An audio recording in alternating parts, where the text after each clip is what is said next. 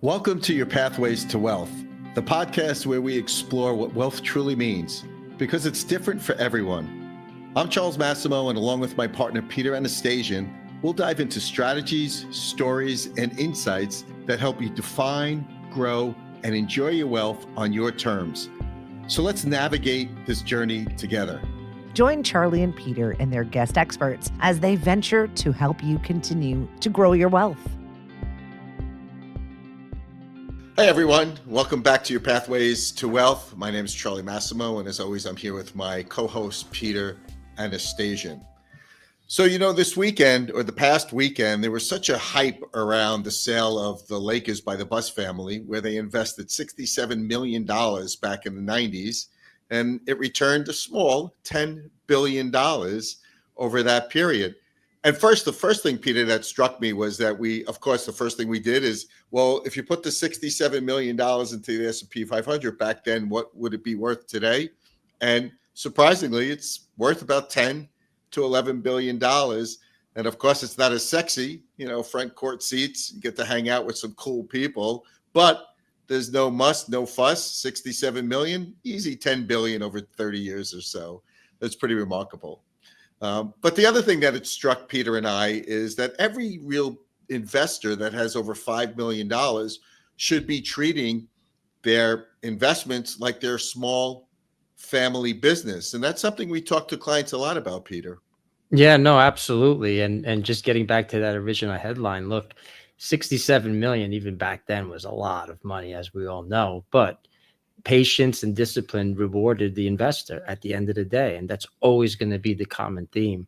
And besides, who wouldn't want to sit courtside at a Lakers game for the past, 30, 40 years anyway? So it's important, as we all know, running a business, treating your investments should be treated very similar, if not the same, especially at that level of wealth, because if you don't take it seriously, then you run into issues. And so, as we all know, there's so many moving parts.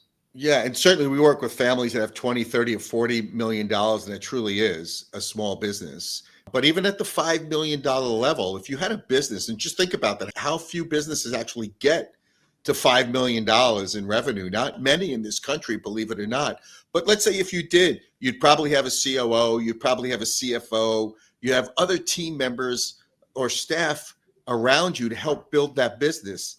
And as an investor, why wouldn't you think of it the same way in building your business and hire that CFO? And when we talk to clients, we say, hey, we are your personal CFO, and you're hiring a 9-person team to do all those things that a small business owner would want to build a successful business. And running a business, we all know those meetings don't occur once a year or even twice a year for that matter. So if you're running a business and you're growing it into an enterprise, there's ongoing meetings, there's ongoing adjustments in regards to the vision, the goal, but the focus tends to be the same, right? I mean, you build out a roadmap, you stick to the roadmap, and as things start to change, you tend to pivot, similar to as an investor, tax laws change, things along those lines.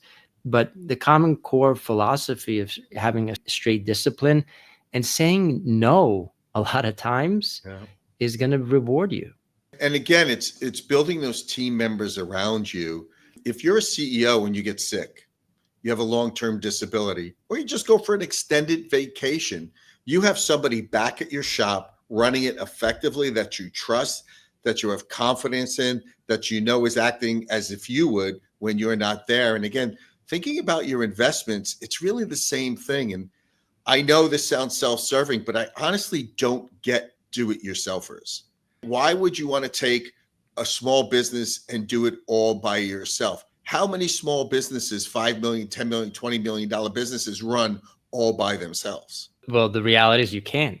I mean, there's no way the Buss family is running that business by themselves.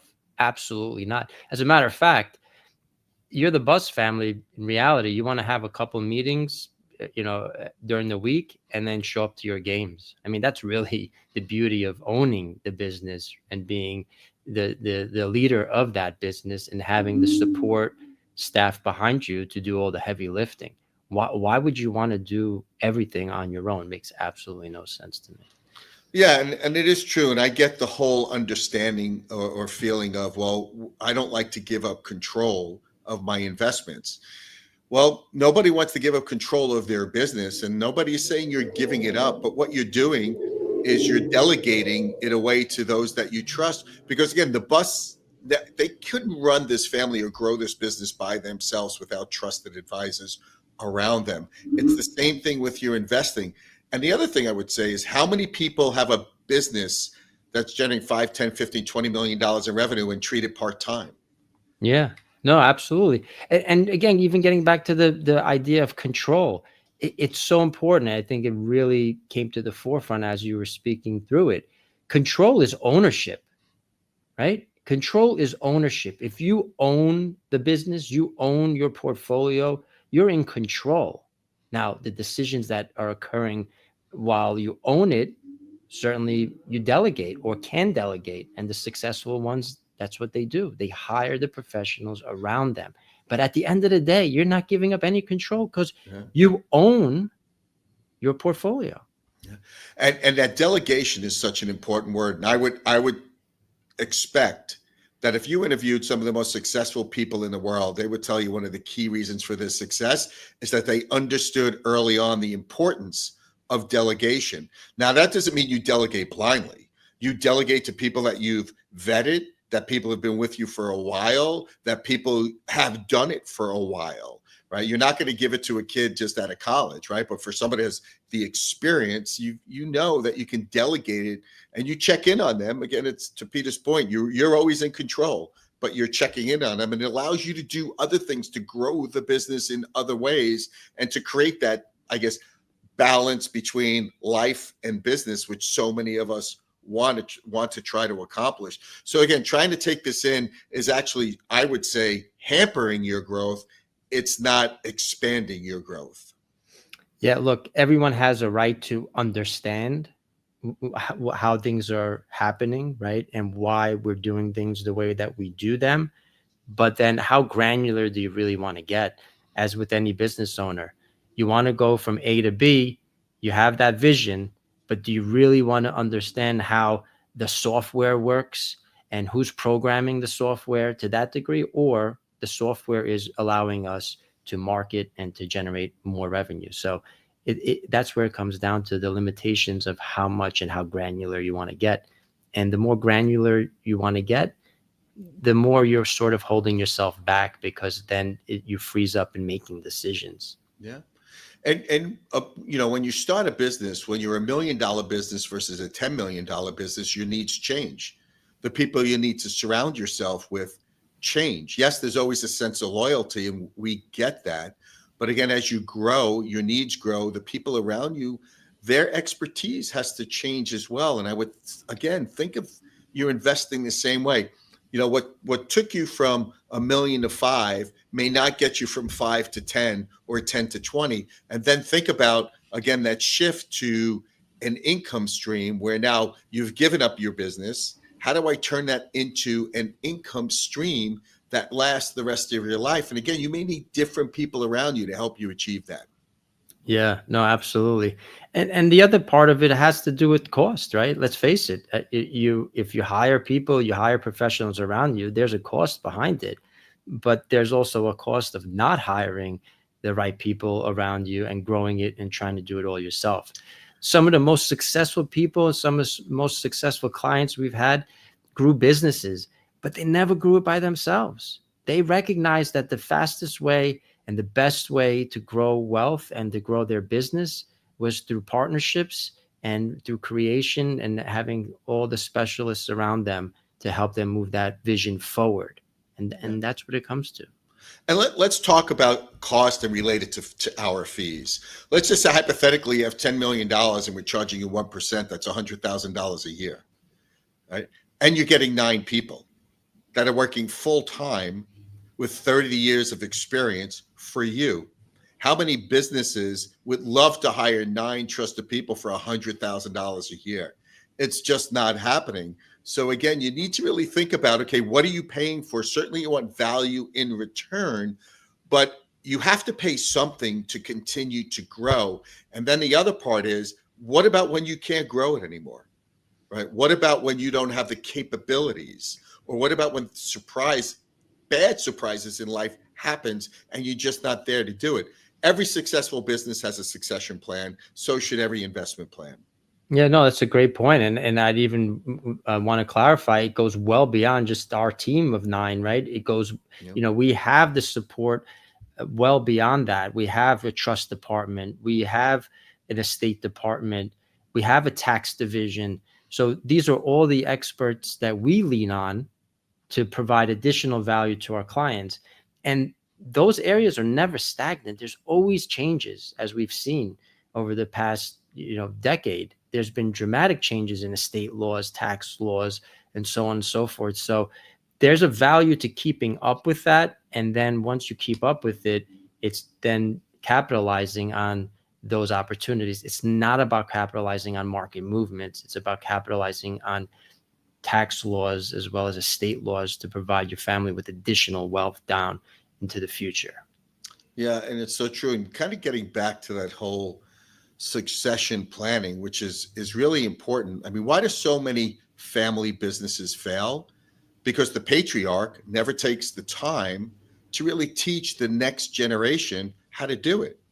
And that's why they fell. We've heard that. We've heard that from family business. The second generation that's took it over says, Dad never taught us how to do this. He was so busy working, not because he didn't want to, but he was so busy growing the business, he never had the time. It's the same thing here. How many times, Peter, do we have, whether it's children or the spouse saying, I don't know how to do this. He never taught me. My husband was so busy helping our family grow and helping our family be successful in other ways that he just never took the time because he didn't have the time to teach us. And I don't know what to do now stepping into his shoes. Right. And to that point, the timing is never right. We all know, Charlie, that there's always a later date to do things. I feel good. I'm healthy today. I could do it at a later point in time. My children are too young to introduce them to the concepts and vision of the business and so on. Until then, there's an event that unfortunately forces their hand, and you don't want to put yourself in that position. So the earlier you gravitate towards that, the better off you are and the more confident you will be, and you'll have the wind behind your back versus the other way around. Again, gets back to control a lot of times too, right? The more I provide that additional knowledge of what am my skill set, am I really risking my value to the company, right? A lot of people don't want to give that up. But we always hear the most successful CEOs out there, they say, I'm always going to hire someone smarter than me. I look for the people that are smarter than me. I'm just the one who has the vision behind me. And that's what it is. Yeah, that's a great point, Peter. And the other part, and again, obviously we're relating, running your own business to what we do. So the other part is how you diversify amongst people, not about investments. How many companies have multiple CFOs? Not too many. They may have a CFO and a COO, but they're doing two very different things. They're not doing the same thing. So I think, again, another big mistake some wealthy families make, not the real successful ones that we've seen, but some, they diversify amongst the investors. They have 6, 7 investment firms working. They're all doing the same thing. So instead of simplifying your life, you've just complicated it by replicating and losing efficiencies amongst very different advisors. I mean, we've had families come to us that said, I used to have 3, 4, 5 advisors. I can't tell you what a sense of relief it is now to have one trusted advisor that I can work with and know that my family is taken care of. So really think about why you have multiple advisors. Just like if you, again, had a business, you're not going to have more than one CFO. Yeah, think about it as having a business and having multiple locations in that business, right? You're not going to have a CEO because you have 10 different restaurants. You're not going to have 10 different CEOs. You may have an assistant manager in 10 different locations, but you really have one CEO, one CFO, and so on. So if you don't, you're just paying excessive dollars and losing all the efficiency of having a scale. And why do that? But again, no, I get it. And the last part, it's a heavy weight to lift to keep this all on your own back. As we get older, I'm sitting here today. It's my 63rd birthday. I can't believe it, right? And I know eventually my capabilities will fade, and I won't be able to do today what I did 10 years ago. It's just natural. I go to the gym, I feel it. I just can't do the same things. So it's a heavy weight to bear, knowing that eventually something may happen and you just can't do it yourself. So having a sounding board, just like a business have boards, right? Because even the best CEOs know that they want a board to run things by, to get other opinions. That's how we act with our clients too. We're a sounding board. They want to hear our perspective. And that's another thing that I think clients don't realize the value an advisor brings to the table, brings to the relationship, is a perspective. It may be different, but it's a perspective that a lot of our clients want to hear. There's truth and transparency and value in the messaging. And fortunately, we have the depth of expertise around us to be able to communicate that with our clients. So it's very valuable. Fortunately, our clients find that valuable, and we're there for them and to provide them with that guidance moving forward. Yeah, so I hope this resonated with some of you that are listening or watching to our podcast today, because again, we're very passionate about the work we do, as any good advisory team would be passionate about the work they provide their clients. But really view or think about your advisors, your CFO team, your CFO, your COO, and all the other things it would take. And you don't need to be a billionaire to act like a billionaire. And I think that's probably the biggest thing we'd hope that you leave this podcast with, that take the same mindset that the Bus family has to grow their millions to billions. And you could do the same of just growing hundreds of thousands to millions and millions to multiple millions. So we'd love to have the opportunity. If you're not a client of ours, give us a call. Go to yourpathwaystowealth.com.